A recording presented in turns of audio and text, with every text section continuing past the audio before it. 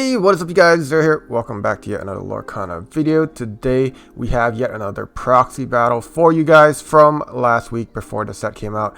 This will be the last one. Every game after this should be with real cards from now on. But yeah, I won't go too much into my deck list for this game just because I threw this together in like 10 minutes before I had to leave for this meetup to play. So it's probably lacking in some ways for sure, but I definitely wanted to try Sapphire Steel since everyone was kind of expecting it to be kind of good. So I put together what I thought might be a reasonable deck for it. And my opponent is going to be playing Ruby Steel, another up-and-coming deck that is definitely very, very interesting. But yeah, let's just get into the gameplay.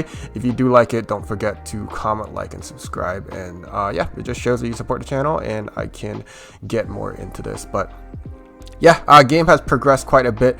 I got some items out, I got my Shmi out, and my opponent as well developed Robin Hood Shmi. And then I did trade Shmis because I'm kind of on the back foot here. I believe my opponent went first, but it kind of felt bad, but also kind of necessary.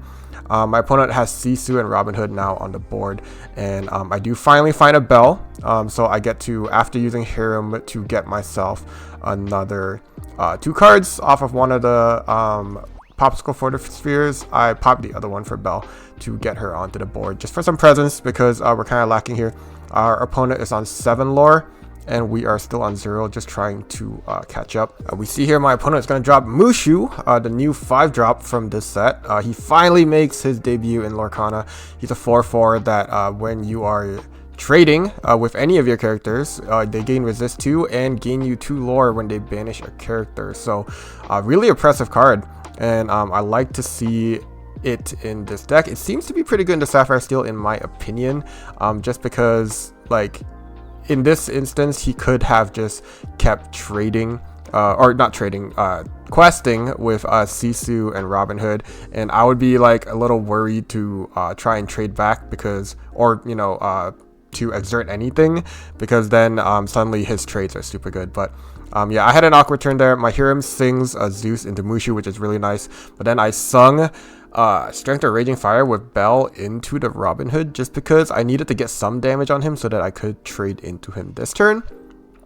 But yeah, really doesn't feel that great. But yeah, my opponent does get Doc to refill his hand, and then he gets Ling to add +1 strength to all heroes. Another interesting card in this set actually, so very nice.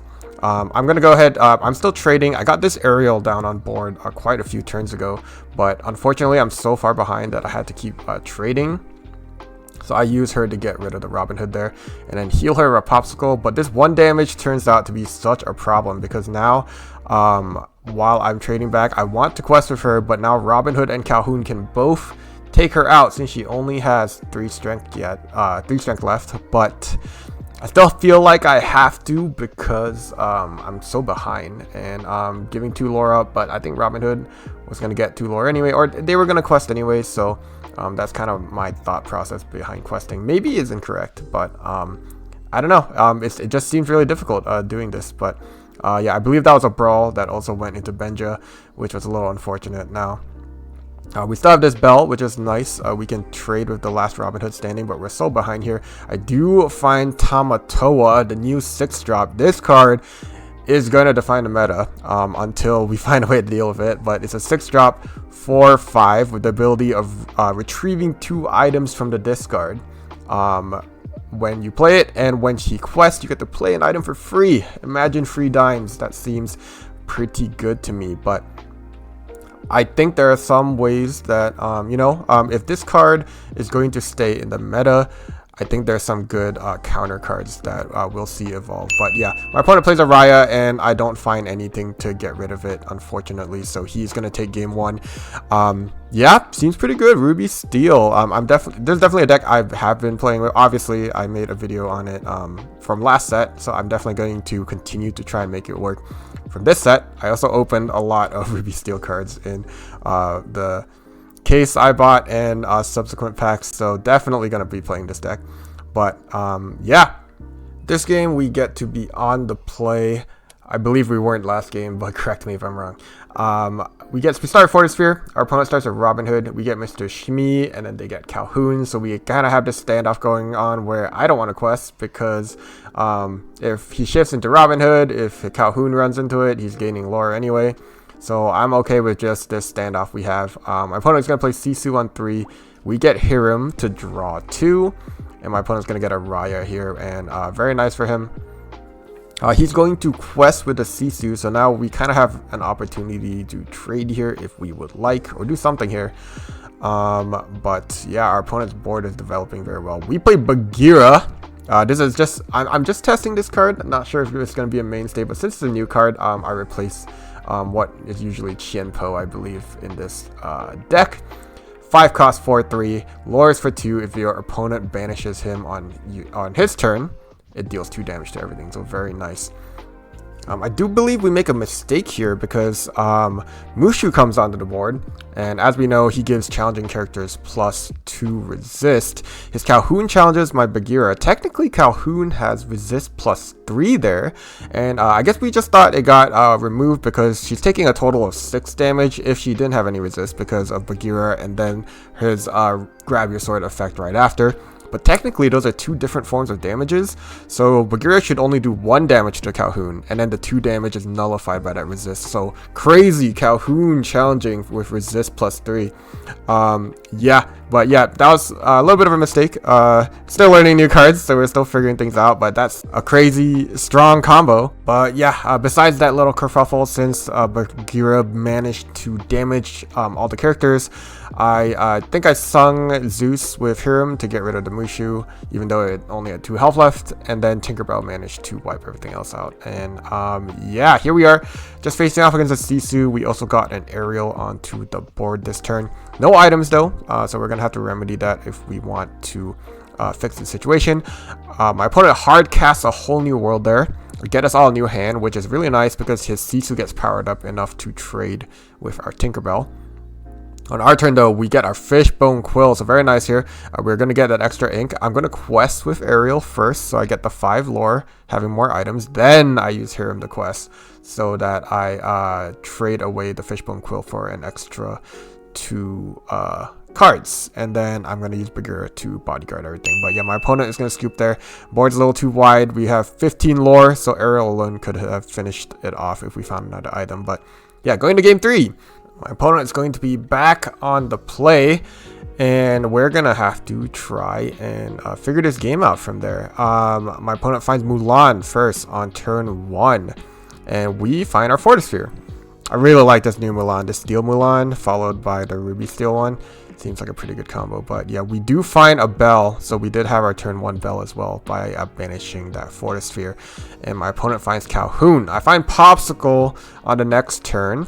And I think I make a mistake here, so obviously we were super excited for the new set. I really want to utilize these new bells, but I think I should not have banished that Popsicle there because I have a Hiram in hand, and I've used up all of my items on these bells that really aren't doing too much. I did quest one of the bells, hoping to bait the Calhoun into challenging, but unfortunately my opponent plays Ling on turn 3, busts his Mulan, so that Mulan can trade into the bell. But yeah, we're at turn 3 Pete. My opponent actually skips his turn 4, so it seems like everything is either too big or too uninkable for anything there. We're going to go ahead and Zeus, get rid of that Calhoun so we don't have to deal with it anymore. But yeah, I think I inked a Hiram, or I'm about to here, which is kind of a problem. Wish we had the card draw because we're going to struggle here. My opponent gets the MUSHU so that Ling can trade safely into the Pete. I play Calhoun here.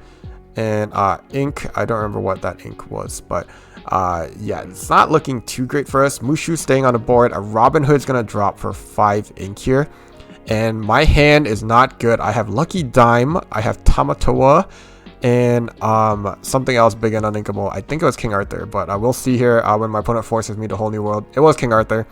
So I just chose not to do anything there, hoping that he didn't have the Whole New World so that I could ink whatever I drew and hopefully play that Tamatoa. But now we're woefully behind after a Whole New World with decks like Ruby Steel. Look at this. He's going to play Raya. He's going to play Calhoun. double sing strength over Raging Fire to wipe my board. And then we are facing off against this insane board. Raya's here, Mushu is still here, and I have to find a way to catch up. I find a Fortisphere. I do play Bagheera, and then I asked if I could change my mind there, not bodyguard it, because why would I just let him run into the Bagheera like that?